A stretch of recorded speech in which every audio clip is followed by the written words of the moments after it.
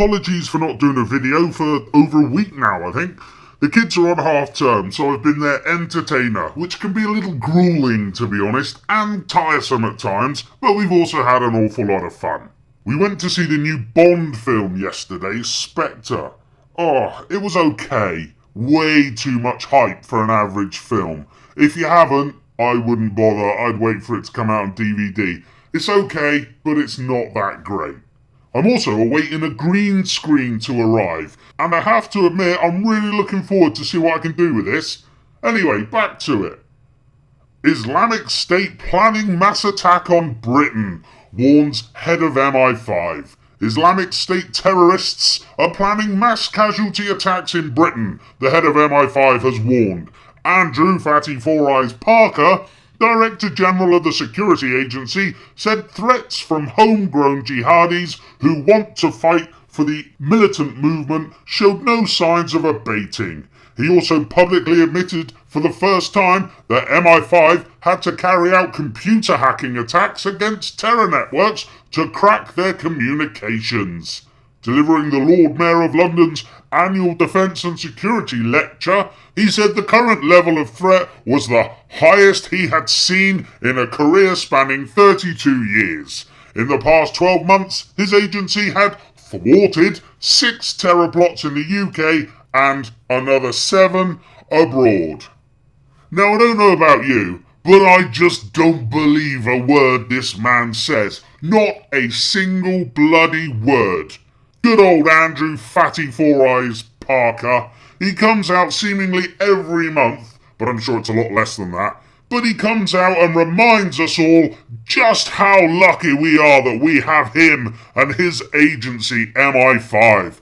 Despite his agency in the past filming children being raped and that footage being used for blackmail, and despite his agency in the past protecting paedophiles, we should all be really lucky we have such an organisation to keep us all safe. I might add that his agency are trying to keep us all safe from the terrorists that he wants to work with. Remember Michael Adebellagio, one of Lee Rigby's killers? Well, MI5 offered him a job.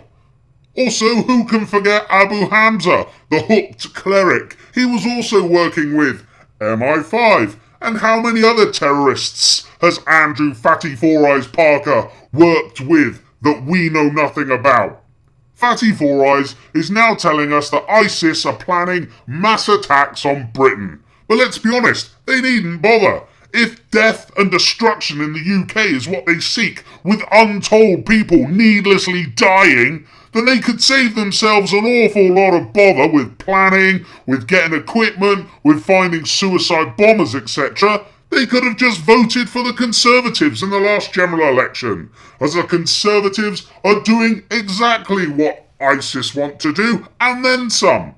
If the government really gave a shit about people dying, then for starters, they would have introduced a sugar tax to help people stop becoming obese, and all the proceeds of this tax could have been spent on the NHS, where there are thousands of needless deaths every single year. But the government simply do not care about people dying. Protecting people from dying is one of their last concerns. Making money for their friends is more important than people dying. More power to the security services is not about stopping terrorism. How many people die a year from terrorism? Even if you factor in the dubious events of 7/7, remember Peter Power's terror training exercise that just happened to go live on the same day? An exercise that involved the exact same bombs going off at the exact same time in the exact same places? Nigh on impossible. But even if you add these 52 deaths onto the figures, people dying from terrorism, we're only looking at about 3 or 4 people a year in the last 15 years or so. And if you remove the 7/7 bombing deaths, then this figure is practically zero. Nada. None. Killed by terrorism in the UK. But let's have a look at the NHS. Successive governments have needlessly killed about 180,000 people in the same period. Which is more of a danger? But we're doing hardly anything about NHS deaths, yet we're being asked to give up all of our privacy for 4 deaths a year at tops. It's just not right. There's something else behind the loss of privacy to protect us from terrorists that MI5 wants. Here's an example of how the government are killing more people than ISIS. These deaths would be in addition to the 180,000 deaths over the last 15 years. Despite it now being well known that benefit sanctions have been killing people, the political extremist and outright murderer Ian Duncan Smith now admits that benefit sanctions are working as they should be. Benefit sanctions are working the way they are supposed to, Ian Duncan Smith says. The benefit sanctions system is working the way it is supposed to, the Work and Pensions Secretary has said. Ian Duncan Smith told MPs on the Work and Pensions Select Committee that the temporary benefit cuts were also fair. I suppose in his eyes, death is fair. We don't have an internal concern that these are being applied in any way, I hope, other than fairly, he said. Sanctions have been part of the benefit system for some time. Under the last Labour government, they were accepted as part of benefit system. We do believe that the advisers apply sanctions in the way that they're meant to do. And what are benefit sanctions meant to do? Help people? Or is it there to kill off the poor? To kill people just like ISIS want to, but the government do it in far greater numbers. Perhaps Fatty Four Eyes should arrest Ian Duncan Smith. He's more of a danger to society than ISIS. The government and its policies are far more of a threat to your life and my life than ISIS are. How many people have died because the government have not allowed certain drugs to be made available? The list of government-sponsored death is almost endless, and that's at home, let alone our foreign policy. So why the need for the loss of privacy to save us from a threat that is virtually non-existent? Fatty Four Eyes will come out and no doubt say that it's because MI5 and their ilk have access to this information that they've stopped so many terror attacks this year alone. But I think that is BS. If they really stopped attacks, they should come out and tell us about the plot. Tell us what was gonna happen. But they won't do that because they'll hide behind the wall that is national security. I just don't believe a word he says.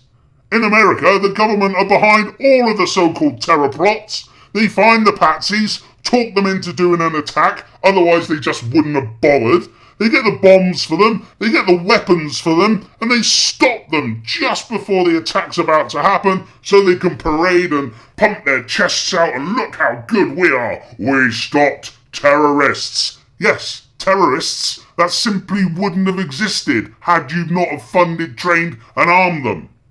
The real reason the government and the security services want extra power is to stop decent people exposing what the government are really up to.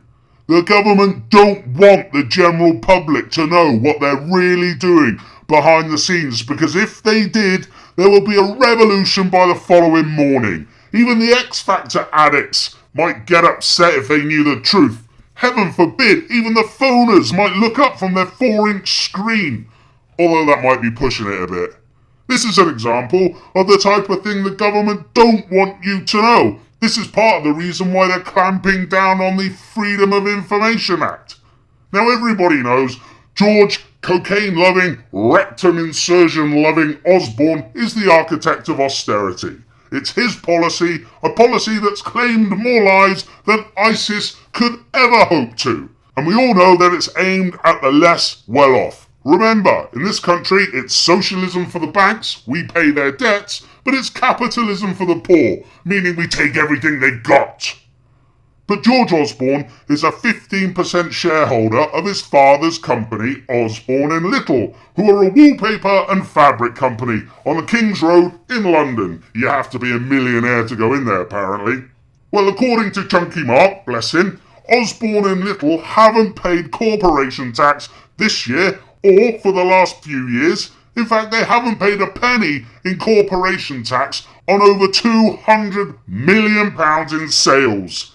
Now I know, don't jump up and down, I know you don't pay tax on turnover, but they must have made some profit on this 200 million, otherwise the business would have closed its doors. Osborne's dad even gave himself $100,000 pay rise recently, so there's definitely money sloshing about that company, but zero for the tax man. Nothing.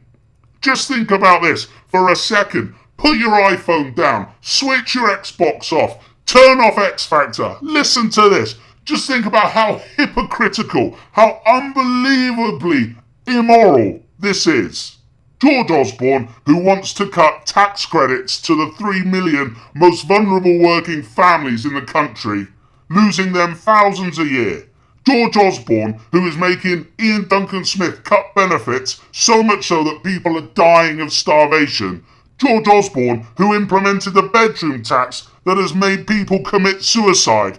His own family business haven't paid a single penny in corporation tax on £200 million in sales. Let that sink in. Just how mad are you becoming?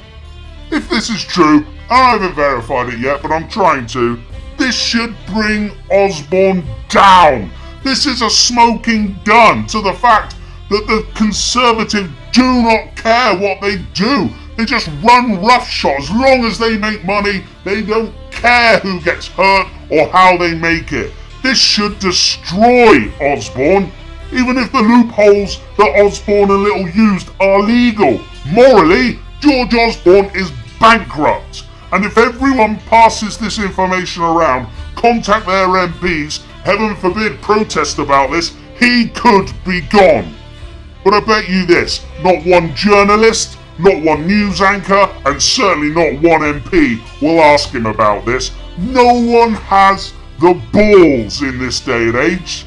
This is what the new privacy-destroying MI5 powers are all about, the so-called Snoopers Charter. It's about quelling dissent against the powerful elite. It's disgusting, it's disgraceful, and it simply has to stop.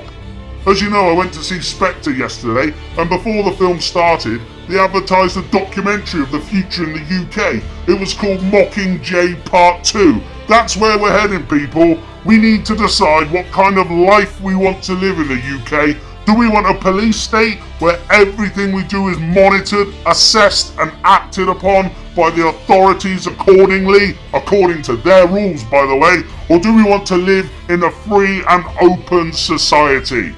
The time is truly coming where we need to put down the iPhone, the Xbox, turn off the television, and we need to take back our country by any means necessary. It is becoming that serious.